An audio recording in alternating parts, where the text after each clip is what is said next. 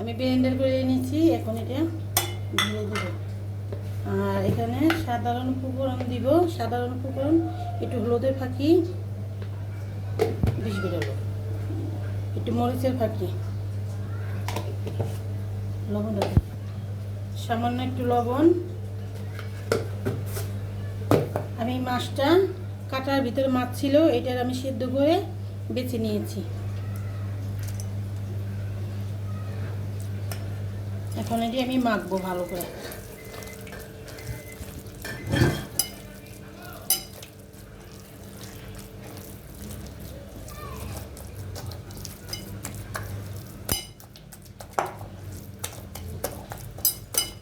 ভালো করে মাখতে হবে, জানি সব জায়গায় মশলাটা ঢুকে।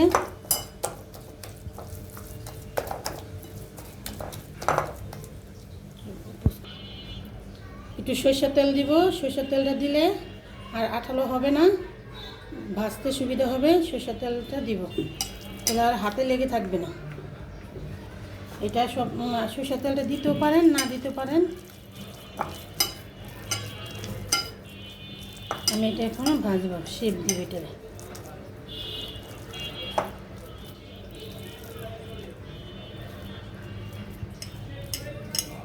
এবার ঘুরে ঘুরিয়ে আমি এটা মোটা মোটা করে ভেজে কেকের মতন কেটে নিব। ভাজতে দিই। আমি এখন এটা দিয়ে দিব, মোটা করে ভাজবো। এটা আমি কেকের মতন কাটবো। আমি সরষের তেল দিয়ে মাছটা ভাজতেছি, আর মাছ ভাজার তেল দিয়ে মাছটা ভাজছি। আমি দুটোটা এভাবে মোটা মোটা করে ভেজে নেব।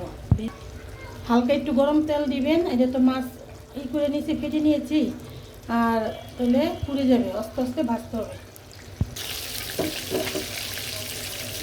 আমি এখন এটা উল্টিয়ে দিব। এটা হালকা জলে ভাজতে হবে। দেখেন আমার চুলটা ভাঙেনি,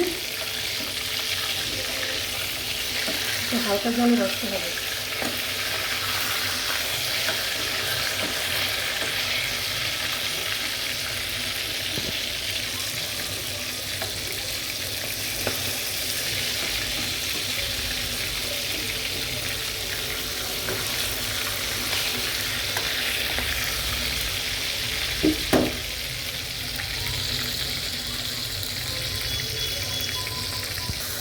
আমার এখন এটা ভাজা হয়ে গেছে। আমি এখন এটা গরম গরমই কেটে নেব।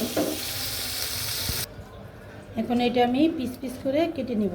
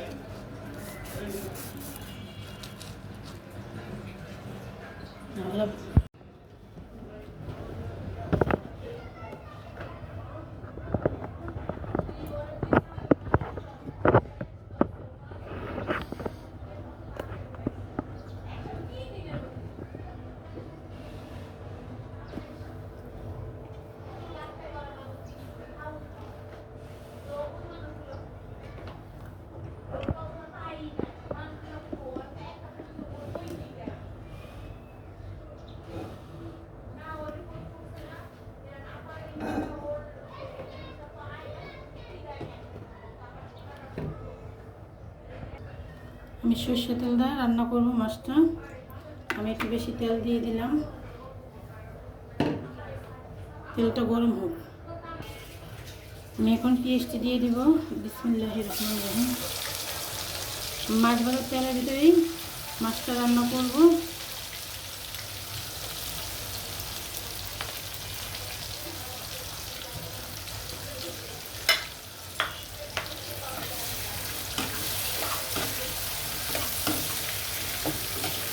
এই চিকেন মাছের কুচকারের ভিতরে একটু তেল বেশি লাগবে।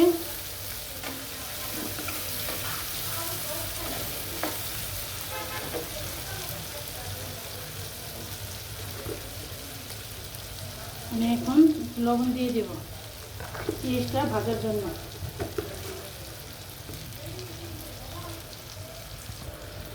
পেঁয়াজটি আমার লাল লাল করে আমি ভেজে নেব।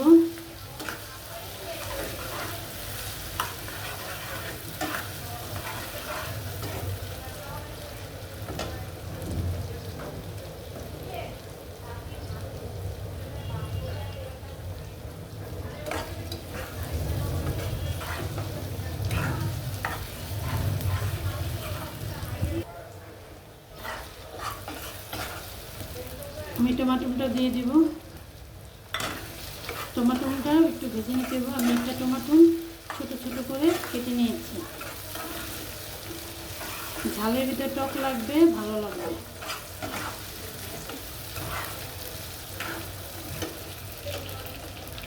আমি একটু ভাজবো। আমি এখন মশলা দিব।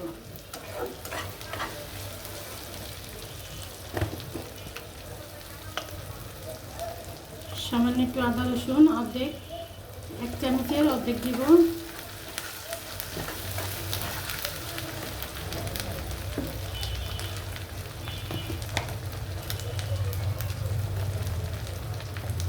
আমি 1 চামচ গুঁড়ামরিচ দিয়ে দিব লাল।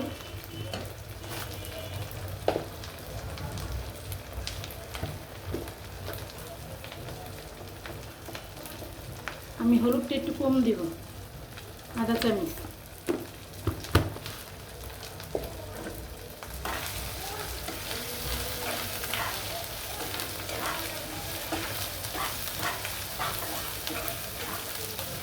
আমি এখন একটু পানি দিয়ে দিব। আমি মাছটা সেদ্ধ করে রেখেছিলাম না, এই পানিটা এখন দিয়ে দেব। মশলাটি আমি ভালো করে কষিয়ে নেব।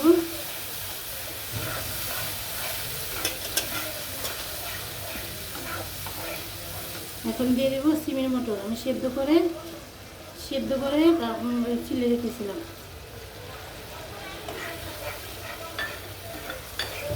এখন আমি এটি কষাবো, ভালো করে কষাবো।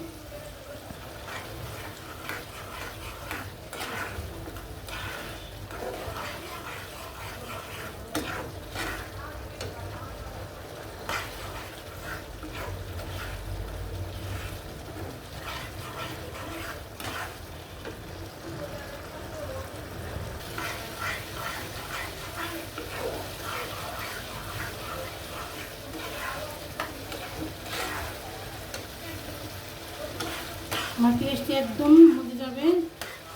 আমি কষানোর ভিতরে পেঁয়াজটি পুরো গলে যাবে। এই পানিটি আমি সম্পূর্ণ শুকাবো।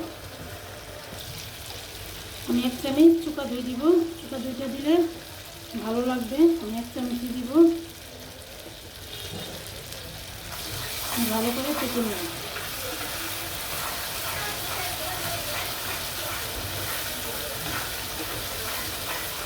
অপশনাল, কেউ চাইলে দিতে পারেন, না দিলেও চলবে। আমি খাবো তাই দিব।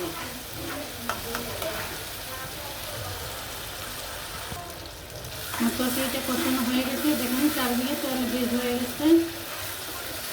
চারদিকে তেল বের হয়ে গেলে না তরকারিটা ভালো কষানো হবে। আর তরকারি যত ভালো কষানো হবে তত তরকারি ভালো লাগবে। এখন আমি একটু গরম পানি দিয়ে দিব। একটু গরম পানি দিতে চেষ্টা করবেন, তরকারির স্বাদটা ভালো থাকে সব সময়। বলো বাসো। এখন আমি ওই বানানো এটি দিয়ে দেব। বিসমিল্লাহ।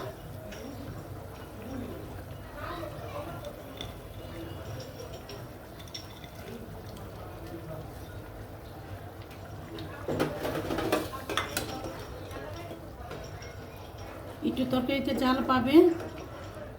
আমি এই পর্যায়ে দিয়ে দেবো একটু দুধ, লিকুইড দুধ দিব। লিকুইড একটু দুধ দিয়ে দেব। তরকারিটা জাল পাবে।